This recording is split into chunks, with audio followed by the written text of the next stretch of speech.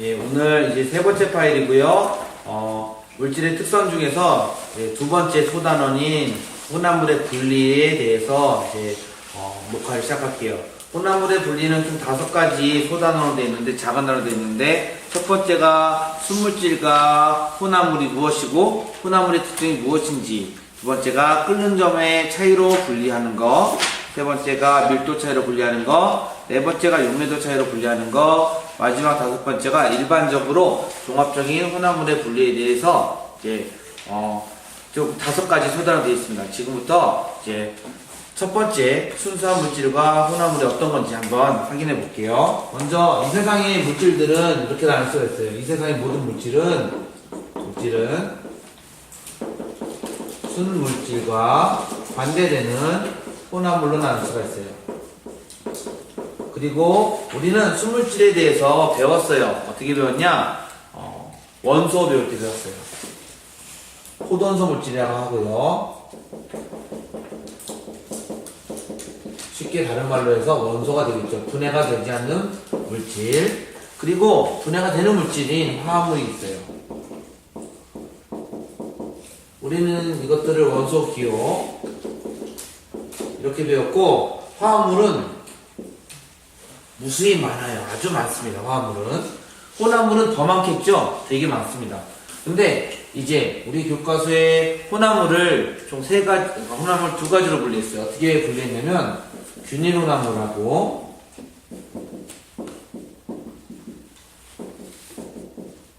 불균일 혼합물로 분리했어요. 예를 들어 볼게요. 포돈소 물질의 예는 다 이런 거예요. 수소, 산소, 질소 등. 굳이 이런 것이 아니라 철, 은 이런 것들도 전부 다 포돈소 물질이 되겠죠. 원소 하나가 되는 거. 화합물은 물 같은 경우가 화합물이죠. CO2도 화합물이고요. 예를 들어서 이런 물질이 있는데 이건 아세트산이라고 하는 거고, 여러분들이 집에서 쓰는 식질 주성분이에요. 화합물은 이렇게 여러 가지 원소가 섞여 있는 거고, 이 전체가 그냥 하나의 물질인데 순물질이라는 거예요. 순수한 물질이다. 야, 균일 혼합물은 잘 섞인 혼합물을 말해요. 잘 섞인 또는 골고루 섞인 혼합물이에요.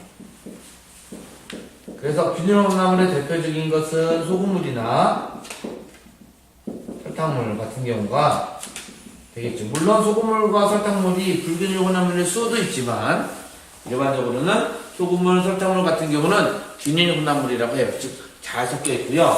불균일 혼합물은 골고루 섞이지 않은 거예요.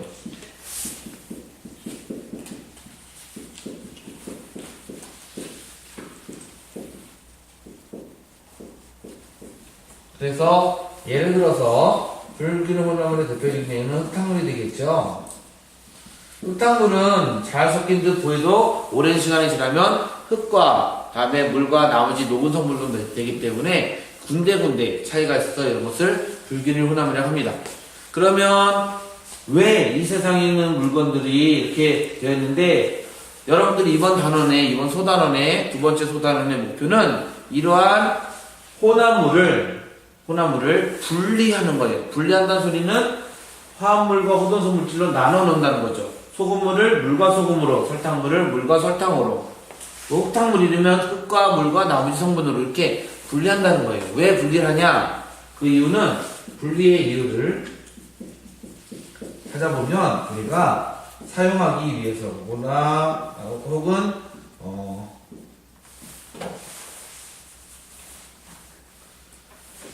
우리가 원하는 것으로 이용하기 위해서, 사용과 이용을 위해서 분리를 하는 거예요. 우리가 흙탕물을 사용을 해야 되는데, 흙탕물도 아주 진한 진흙 같은 흙탕물이 있을 거고, 흙이 거의 조금 들은 흙탕물이 있겠죠. 근데 용도에 따라서 그 알맞은 흙탕물을 찾아내기가 힘드니까, 흙 따로 있고 물이 따로 있으면 적당한 정도의 흙탕물을 원하는 대로 만들 수가 있겠죠.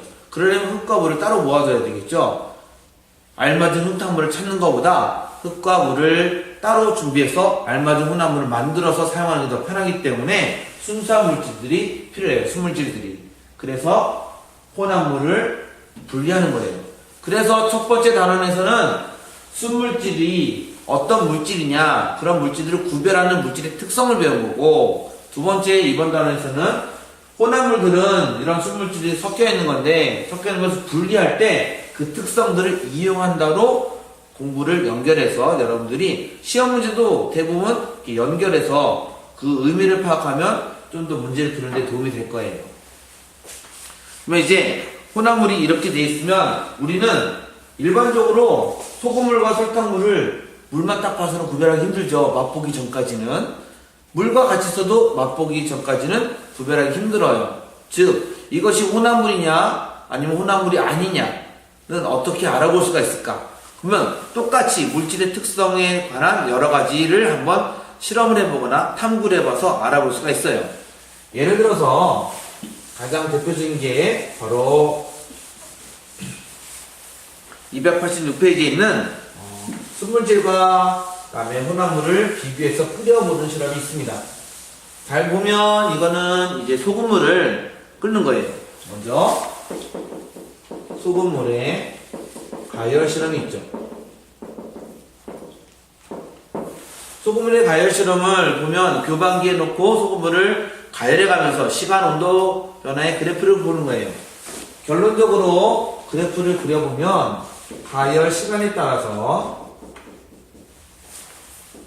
온도 변화를 볼 건데, 온도를 볼 건데,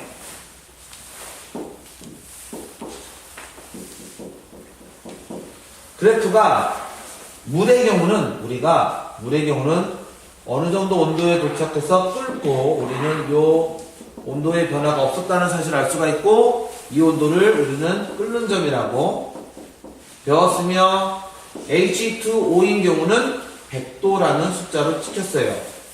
1기압에서. 그런데 소금물을 가열했으면 어떻게 될까? 진짜 문제인 소금물은 이렇게 되지 않았다는 거죠.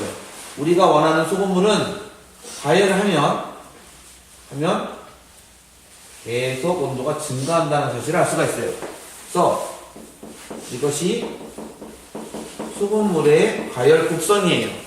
소금물의 가열 곡선이 이렇게 나오는 이유는, 먼저 혼합물은 끓는 점이 일정하지 않다. 혼합물은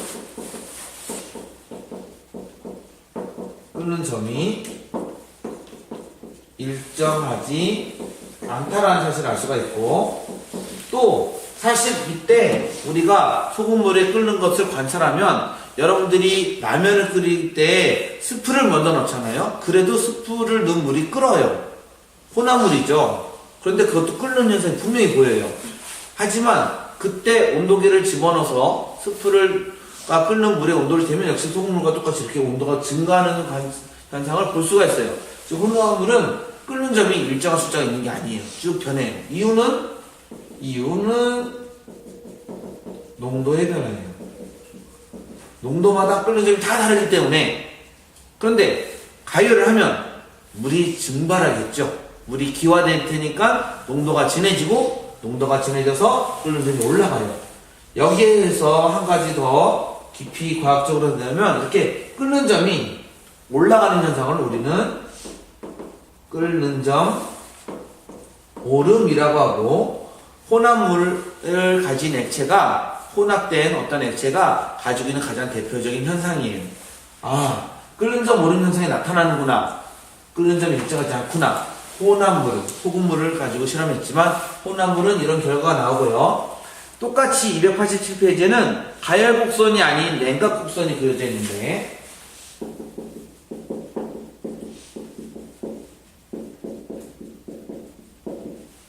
소금물의 냉각 곡선이 냉각 시간에 따라서 온도가 어떻게 변하냐. 먼저 물은 일정해요. 이게 H2O 순수한 물이고 숫자가 0도가 찍히겠죠. 0도가 찍힐 거예요. 그런데 교과서 287페이지 보면 소금물은 이렇게 쭉 떨어지는 현상을 볼 수가 있어요. 우리는 얘가 소금물이에요. 소금물이 이렇게 온도가 내려가는 현상을 끓는 점 오름과 반대로 쓰면, 연관시켜서 쓰면 어는 점 내림이라는 현상이고요. 혼합물은 똑같이 혼합물은 어는 점이 일정하지 않다라는 사실도 알 수가 있고요. 역시 이유는 농도 때문이에요. 소금물 하나로만 실험한 거예요. 소금물 하나로. 만약에 이 소금물에 소금이 들어가면 소금의 양이 달라지면 이 곡선의 모양이 또 다 달라져요. 소금의 양이 적으면 여기 근처로 올 거고요. 소금의 양이 많으면 이렇게 가다가 가장 적당한 양의 소금에서 가장 많이 내려가요. 그리고 소금의 양이 더 많이 들어도 변하진 않아요. 이처럼 소금물도 농도에 따라서 어느 점이 달라요. 그리고 한 가지 농도일지라도 어느 점이 일정하지 않아요. 그래서 이렇게 나타나는 것을 소금물의 냉각곡선이라고 하고 우리는 어느 점 내림이라고 합니다. 그러면 이제 소금물의 가열 실험과 소금물의 냉각곡선을 가지고 여러분들은 뭘 할 수가 있냐? 혼합물은 끓는 점이 일정하지 않다. 어느 점이 일정하지 않다. 이유는 전부 다 농도 때문이다. 그렇다면 혼합물은 물질의 특성을 한 가지라고 말할 수가 없다는 거죠. 두 가지 물질의 성질이 다 나타나고 설탕물에서는 물의 성질과 설탕의 성질이 나타나고 소금물에서는 물의 성질과 소금의 성질이 나타나듯이 두 가지 성질이 다 나타나면서 물질의 특성이라고 할 수 있는 것이 정해져 있는 게 아니라 농도나 비율에 따라서 달라진다는 사실을 알 수가 있습니다. 그러면 이제 우리는 어떠한 것이 혼합물인지 알았으니까 이 혼합물을 순수한 물질로 나누는 분리에 대해서 알아볼 겁니다. 첫 번째 분리가 끓는 점에 의한 분리입니다. 끓여서 분리하기. 자, 끓여서 분리하기에서 여러분들이 알아볼 거는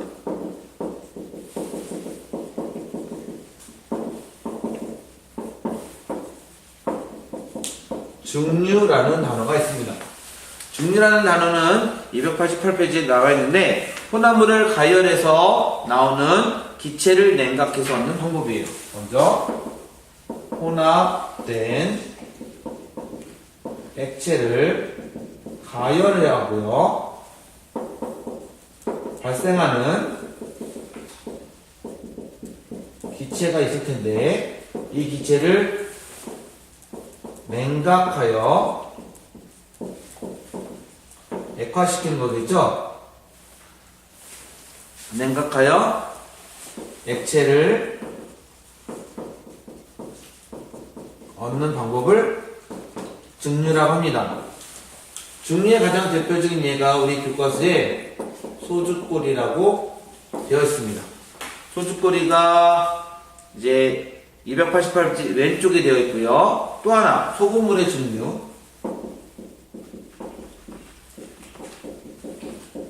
이 실험도 288페이지에 안내가 되어 있죠. 끓이면 소금물의 경우에 물이 증발하겠고 이 물이 뜨거워져서 끓거나 돼서 기화가 되면 다시 찬물 속에서 액화를 만들어서 물을 얻는 방법이 되겠죠. 그런데 소금물이나 소주꼬리와 같이 끓여서 하는 이런 방법이 증류인데 조금 더 고급적인 실험이 289페이지에 되어 있어요. 바로 물 플러스 에탄올의 가열 실험이에요.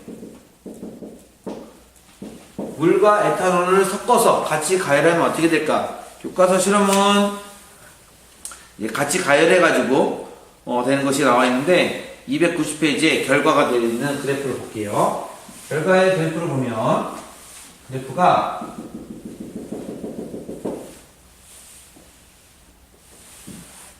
이렇게 된다는 사실을 알 수가 있습니다. 근데 여기 정도에서 여기는 숫자가 변하고 여기는 100도예요.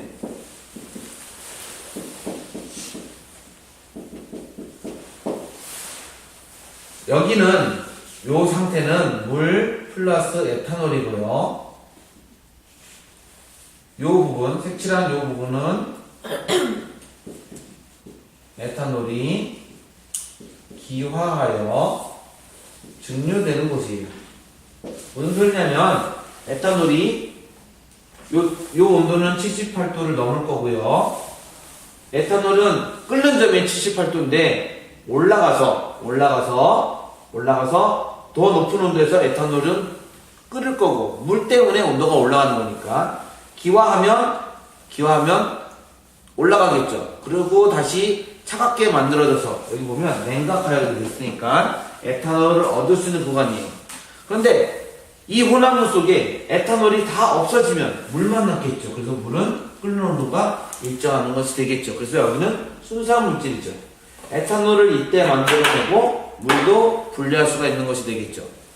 재밌는 사실은 이때 나오는 에탄올에는 물이 같이 들어있습니다. 왜냐면 물은 증발도 되니까. 그럴 때 이 된 것을 한 번 더 혹은 여러 번 하는 것을 우리는 분별증류라고 합니다.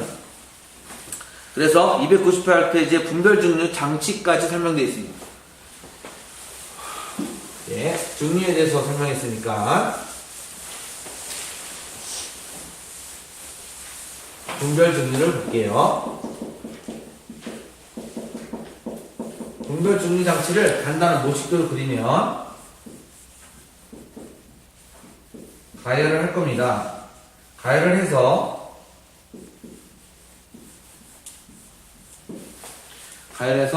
우리가 어떤 물체를 끓일 거고요.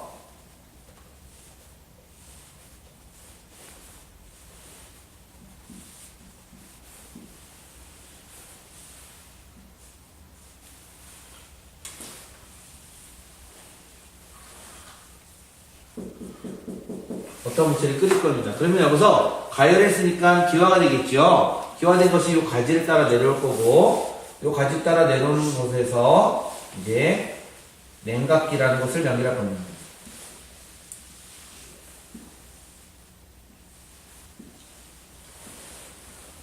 냉각기는 물이 공급되는데 아래쪽으로 찬물이 공급되고 위쪽으로 따뜻한 물이 나오는 구조입니다. 그래서 여기에서 떨어지는 것을 우리가 다른 비커에 받아서 액체를 만들어낼 수가 있어요. 제가 한 가지 장치를 빼먹었는데 여기 안쪽에 유리 도막을 집어넣을 거예요. 그러면 이것이 일반적인 분별증류 장치인데 꼭 알아둘 점. 먼저 유리도막의 위치. 유리도막은 기체가 올라가는 곳에 있고요. 유리도막이 여러 개 있다는 것은 유리도막이 한번 얘를 식혀줬다가 다시 기화시키기 때문에 분별증류, 여러 번 증류하는 효과가 여기서 나타납니다. 290페이지에 있는 아래쪽 그림을 참고하시면 될 거고요. 이렇게 증류된 기체가 뜨거운 기체겠죠. 가열이 됐으니까. 그래서 내려갈 겁니다. 찬물을 위쪽에서보다 아래쪽으로 내보내는 게 더 효율적이라고 선생님들께서 설명해 주실 수도 있고요. 찬물이 아래쪽에서 공급되면 위쪽으로 올라오면서 뜨거운 증기랑 만나니까 찬물의 온도가 올라가겠죠. 그래서 여기 따뜻한 물이 나옵니다. 하여간 아무리 따뜻한 물이어도 이 기체 온도보다는 낮기 때문에 여기서부터 뜨거운 기체가 액화하여 여기로 떨어지게 되겠죠. 이렇게 얻는 장치를 우리는 분별증류 장치라고 합니다. 이 분별증류 장치와 더불어서 이 분별증류 현상을 우리가 이해하는 것이 바로 증류탑입니다. 대표적으로 원유가 증류탑에서 여러가지 석유화학 가스 제품, 여러가지 석유화학 그런 물질들로 나누어지는데 그건 291페이지를 참고하겠습니다. 원유를 분리하면 가장 높은 것이 석유가스고, 그리고 나프타, 등유,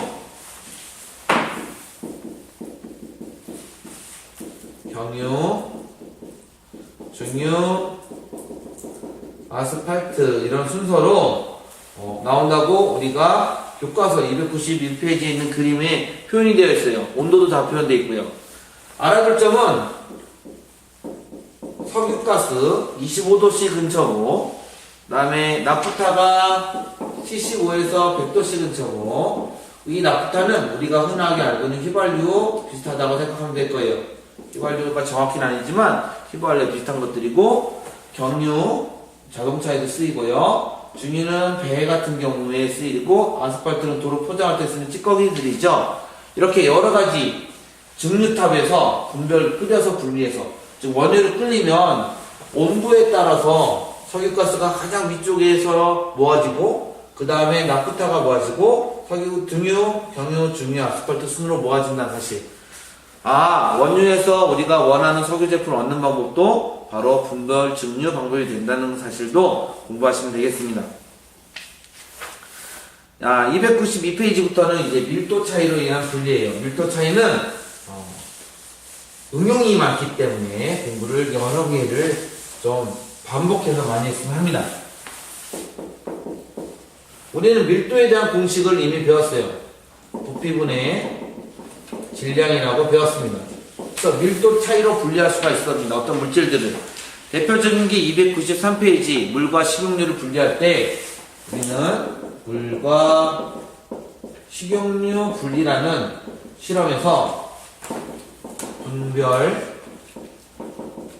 깔때기를 사용한다는 거 알고 있습니다. 이렇게 생긴 깔때기고 중간에 콕을 집어넣어서 이 콕으로 층이 요쯤에 도착했을 때 돌려서 막아서 아래쪽 액체와 위쪽 액체를 분리할 수가 있죠. 이 실험의 포인트는 서로 섞이지 않는 액체라는 것이고요. 서로 섞이지 않기 때문에 밀도가 크다, 밀도가 작다에 따라서 얘는 위쪽의 위치,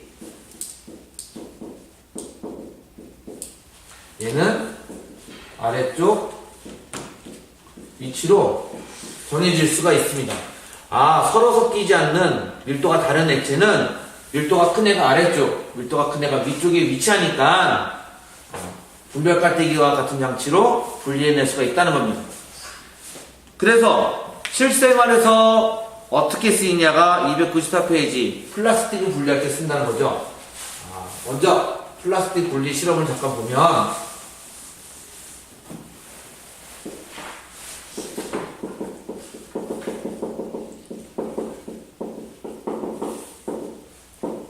플라스틱 분리 실험을 보면 처음에 에탄올이 들어있는데 여기에 PP 플라스틱, PET 플라스틱, 그 다음에 LDPE 플라스틱, 그리고 한 가지가 더 이렇게 세 가지 플라스틱이 다 들어있죠. 재밌는 거는 얘네가 다 가라앉았다는 거고 얘네가 에탄올이 여기 있다는 거예요. 이 사실은 에탄올의 밀도가 가장 작고 얘 세 개가시 에탄올보다 크다는 것을 알 수가 있습니다. 플러스 물을 해봤더니 적당량의 물을 해봤더니 양이 늘어났고 여기에 pp가 떴다는 거죠. 이 액체는 물 플러스 에탄올이에요.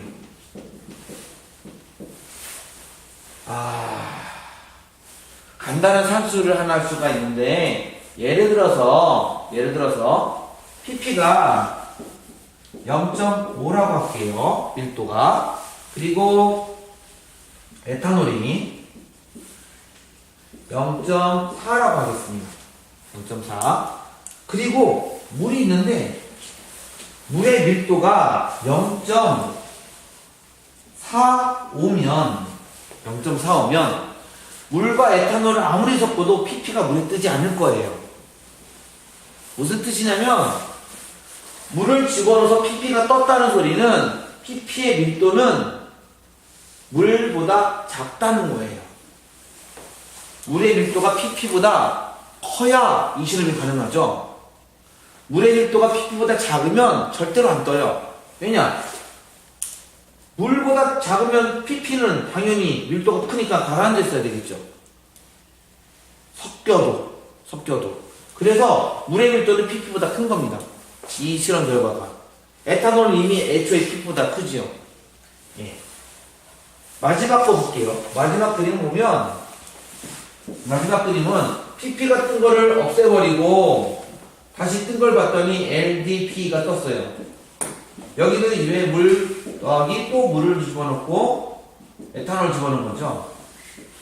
역시 pp가 물의 밀도는 pp보다 큰 게 명백하고 물을 더 집어넣었죠. 에탄올이 들어있죠. 그런데 LDP가 떴어요. 그러면 LDP 밀도는 물보다 작은 거예요. 물보다 크면, 그러니까 물이 밀도가 LDP보다 작으면 절대로 LDP는 물에 안 뜨겠죠.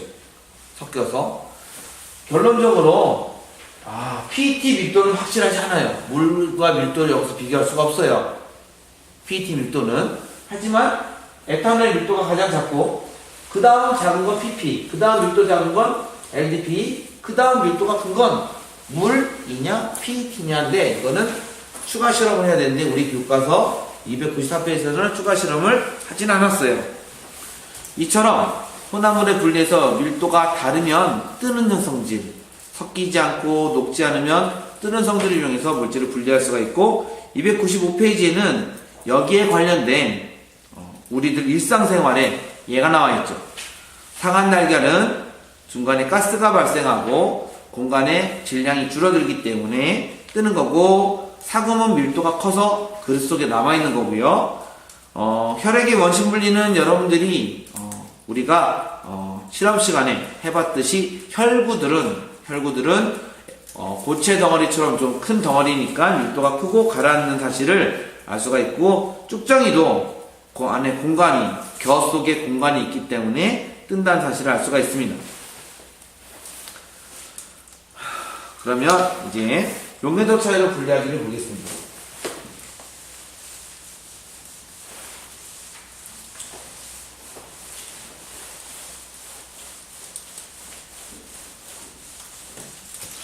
밀도 문제를 다시 한번 돌아볼게요. 밀도.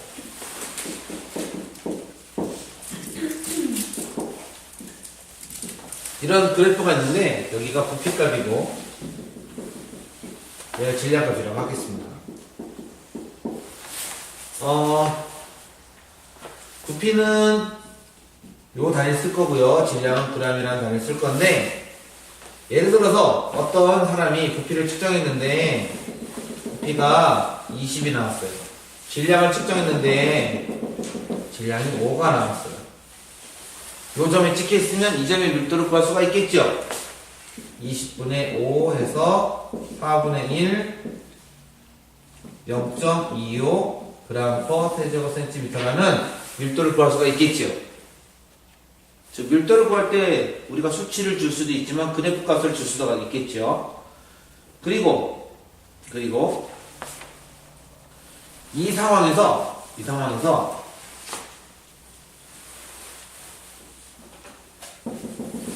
얘가 40이고 얘가 40입니다. 다 점이 찍혔어요. 이렇게 다 점이 찍혔다면 이 물질은 여기는 5라고 합시다. 이 물질은 하나, 둘, 셋, 넷, 다섯, 6개 실험한 물질은 다 같은 물질이에요. 왜냐하면 밀도가 다 같거든요. 이 물질의 밀도가 1이거든요. 그러니까 물이라고 추정할 수가 있겠죠.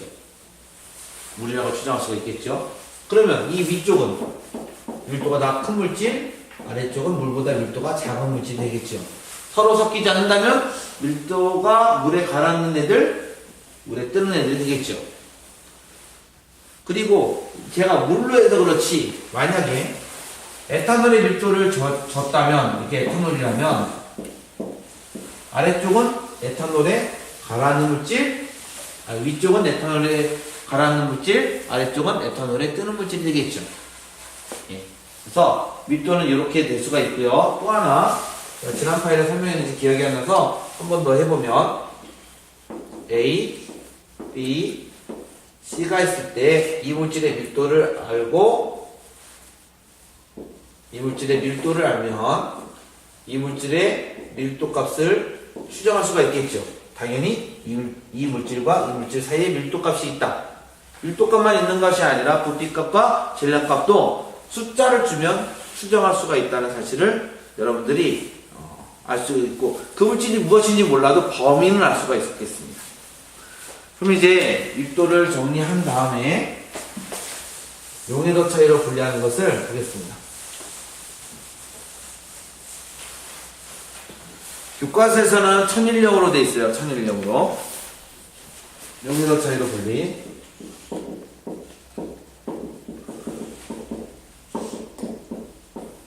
그러면 여러분들은 석출이라는 단어, 재결정이라는 단어를 좀 알았으면 하고, 추가로 추출이라는 단어와 크로마토그래피라는 분리 방법을 배울 겁니다.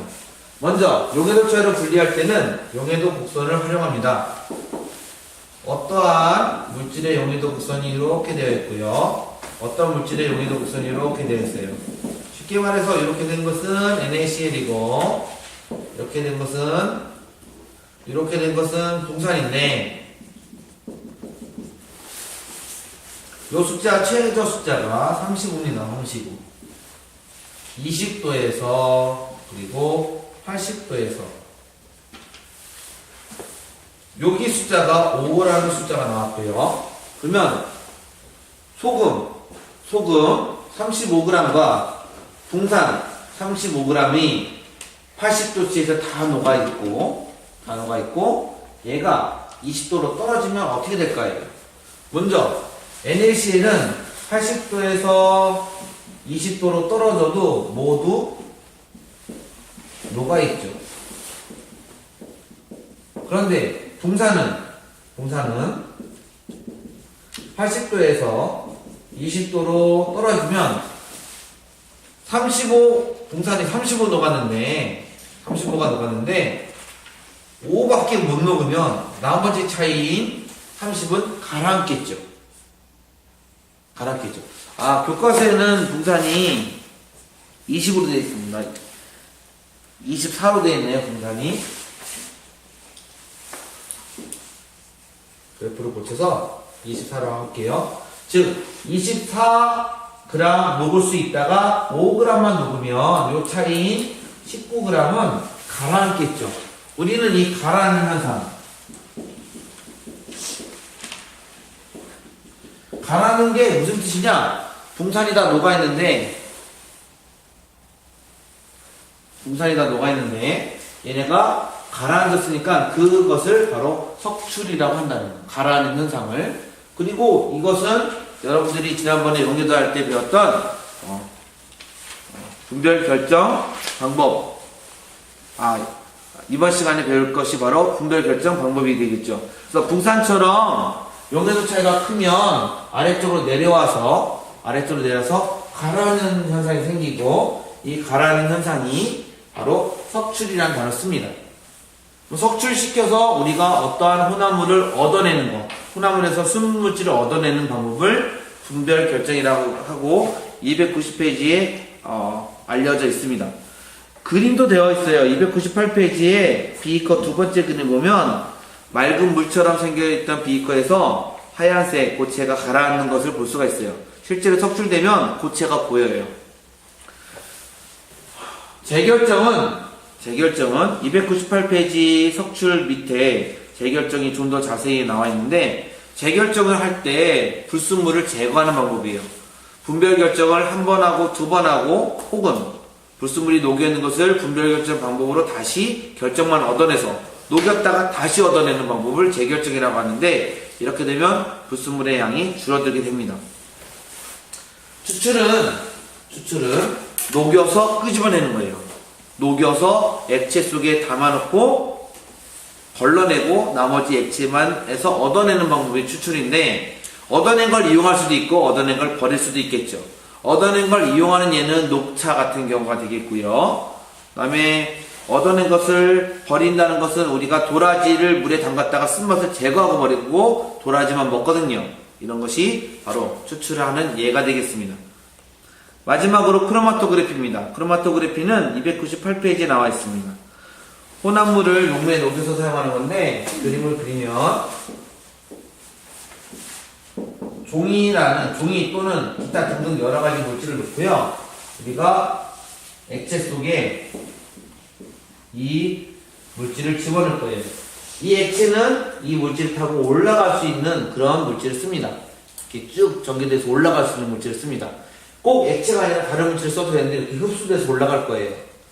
그리고 우리가 분리하고자 하는 것을 점을 찍어 놓거나 소량을 묻혀놔요. 그러면 이 액체가 올라가면서 이 물질을 녹여서 같이 올라가는데, 이 물질이 한 가지 물질이면 다 똑같이 올라갈 건데, 이 물질 안에 A, B, C가 있다면 올라가는 높이가 물질의 특성에 따라서, 즉 A, B, C의 특성인 거예요. 이 물질 따라서 몇 퍼센트 올라간다.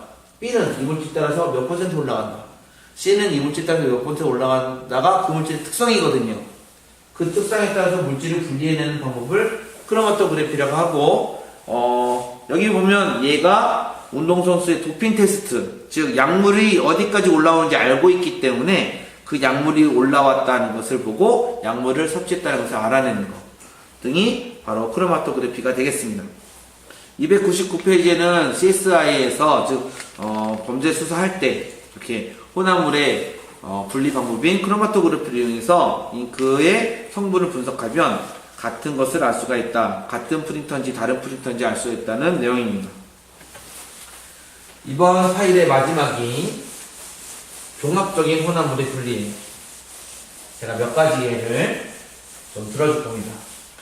첫 번째, 생명빨대입니다. 생명빨대는 먼저 거름의 방법으로 흙탕물이나 흙알갱이나 기타 큰 알갱이를 걸러내고요. 두 번째가 요오드를 사용해서 세균들을 죽이고 살균합니다. 마지막으로 활성탄을 사용해서 냄새를 제거하거나 기타 이온이나 나쁜 주구석들을 제거합니다. 그렇다면 생명빨대 같은 경우에 이렇게 순서에 따라 큰 거 걸러내고 세균 같은 걸 죽이고 냄새 같은 것을 없애는 이 순서에 따라서 순수한 물을 얻도록 노력을 하는 거죠. 혼합물의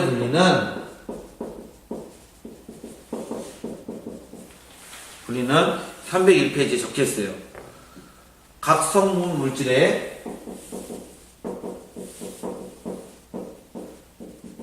특성에 따라서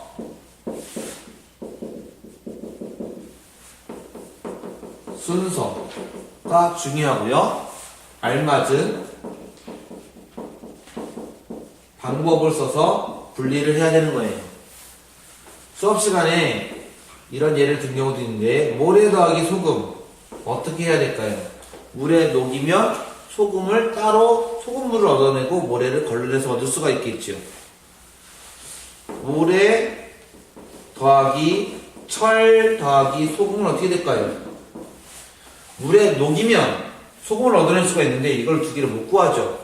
그래서 자석을 대고 철을 따로 빼낸 다음에 이렇게 하면 효과적이겠죠. 예를 들어서 황 더하기 철 더하기 소금 같은 경우를 보겠습니다. 황은 물에 뜨고요, 철은 자석에 붙고요, 소금은 물에 녹아요. 그러니까 물 한 번만 넣으면 자석에 붙지 않더라도 녹는 거 소금을 얻어내고 물에 뜬 거 걸러내면 철가루를 얻어낼 수가 있겠죠. 이처럼 효과적인 방법을 물질의 특성에 따라서 할 수가 있어야 돼요. 효과적인 방법을. 우리들 일상생활에서 이런 혼합물의 분리가 어떻게 쓰이냐가 301페이지에 혼합물 분리 사례 찾기가 되어 있어요. 기름에 녹이는 용매를 사용해서 세제로 사용되는 경우, 그 다음에 키즈를 해서 건물은 이제 필요 없는 이파리 부분, 남아있는 쪼가기 이파리 부분이나 돌을 골라내고, 그 다음에 공장에서는 이산화탄소 제거, 수분 제거, 그 다음에 매연물질 제거해서 여러가지 공장의 매연가스를 제거하기도 하고, 실제로 공기 중에서 액체질소나 액체산소를 분리해내기도 합니다. 우리들 일상생활에서 이렇게 혼합물이 분리되는 예도 여러분들이 잘 찾아냈으면 합니다. 녹화 마지막에 제가 306페이지부터 309페이지까지 단원 매듭짓기 문제가 되어 있는데, 다른 매듭짓기 문제는 지금 설명한 내용도 들어있고요. 그 다음에 전 파일들의 설명한 내용도 들어있습니다. 특히 거의 모든 문제의 답이 뒷면에 나와 있으니 반드시 해답과 함께 문제를 꼭 풀어보시기를 권하는 바입니다. 이상입니다.